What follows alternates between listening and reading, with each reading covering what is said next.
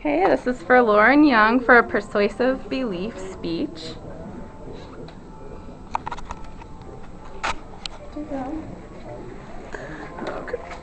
Hi everybody, thank you for listening to me today. My name is Lauren Young and I'm an early intervention specialist with a company called Young Interventions. Does anybody know what early intervention is? No one? Okay. We basically work with babies that are 0 to 3 years old that have developmental disabilities. So we come into the home and we do play-based interventions for kids that I have a very diverse caseload. They have Down syndrome, seizure disorders, we have Fragile X syndrome, prematurity, we have babies that are very medically fragile that are on G-tubes, ventilators, severe neurological problems. So what early intervention does is step into the home and support the parents while they're learning to live with their children that have this disability, and also supporting the children to reach their developmental milestones. So it's something that happens before preschool. And early intervention is really important because we want to make sure that those families have advocacy for the different steps that they take on their journey with these children with disabilities. So what happens is the early intervention programs are funded by the regional center, and each county has a regional center in the state of California and other states.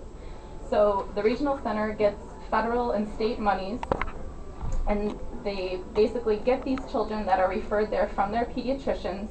Mom and dad go to the pediatrician and say, hey, Johnny's not really, sitting up appropriately. We have some concerns. So pediatrician will say, okay, let's send them to the regional center. We'll do a developmental assessment, and we'll see if we have, any avenues of helping him. So once the family goes to the regional center, they do 2 different tests. They do the Michigan Developmental Profile, which basically assesses the fine and gross motor, the cognitive skills, the language skills, social emotional skills, feeding skills, dressing and hygiene. And then they also do the REAL, which is the Receptive and Expressive Emergent Language Test. So if a child shows a 50% delay in one area of development, or if they show a 30% delay in 2 areas of development, then they're going to qualify for services. So then the family gets assigned to a vendor of the regional center, which would be the company I work for, Young Interventions. So what happens is we come into the home once a week, we work with the family, we provide the advocacy for those kids, and we make sure that the families are comfortable in this new role that they have with this child that has a disability. Along with it being important for the development of the child, it's also important for the advocacy. So not only do the parents need the early intervention specialist for helping their children meet their developmental milestones, but to provide advocacy when they go onto the school. So like I said, it's only 0 to 3. When the child goes into school, they transition to the state school district at 3 years old, and they have what's called an IEP meeting.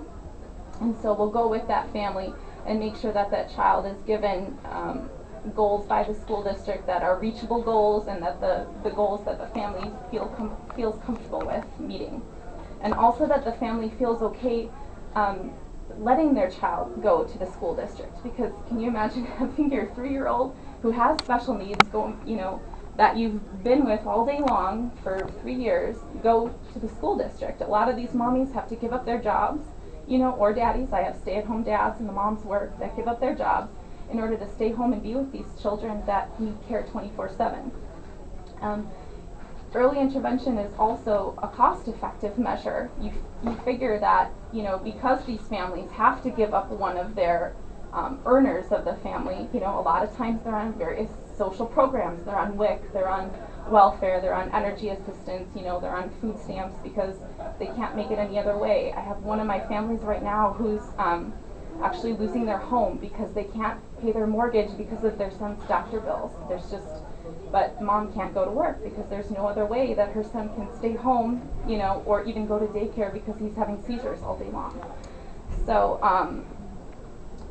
basically the goal of early intervention is to, help these children reach developmental milestones so that so that we're not spending as much money on special ed programs in the future when they get into the school district.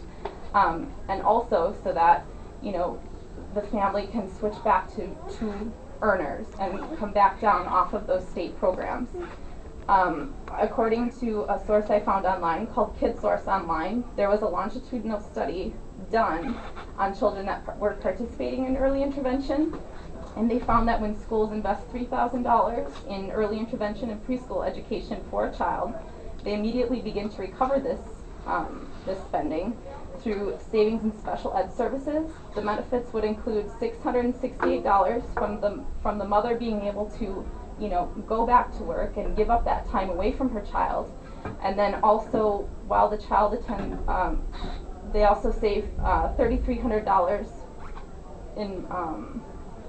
They also save $3,300 because the public schools are, you know, investing less of that money in the special education. So they also project about $10,800 in actual individual earnings of that child when he goes on to become, you know, a member of the community and actually put back into the community. So early intervention is really important for a number of reasons, and so we help with the development of the child, we help with the advocacy for the parents, we help with the advocacy for the child himself. And recently they're bringing to light a program called the Family Cost Share Plan that is going to require some of these families to pay money for early intervention programs, which would really, really burden a lot of these families because a lot of them are low income. So I'd really like to leave you guys today with the thought that early intervention is important, it's cost effective, it's, you know, great for the child's development and advocacy for the parents. And I thank you all for listening today.